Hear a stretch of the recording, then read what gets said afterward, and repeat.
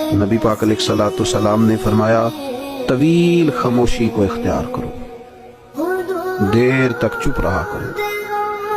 فرمایا اگر تم اسے لازم کر لو گے تو یہ چیز شیطان کو بہت زیادہ پھٹکارنے والی ہے، دور کر دینے والی ہے، اور تمہارا طویل ٹائم خاموش رہنا، لمبا وقت چپ رہنا تمہارے دینی کاموں میں تمہارا مددگار ہوگا۔ حضرت ابو ذر غفاری رضی اللہ تعالیٰ عنہ نے عرض کی یا رسول اللہ کچھ اور فرمائیے، تو حضور نے فرمایا بہت زیادہ ہنسنے سے بچو، کیونکہ بہت زیادہ ہنسنا دل کو مردہ کر دیتا ہے اور چہرے کے نور کو غارت کر دیتا ہے۔ کہتے ہیں میں نے عرض کی یا رسول اللہ کچھ اور فرمائیے، تو آپ صلی اللہ تعالی علیہ وسلم نے فرمایا تم حق بات بول دیا کرو،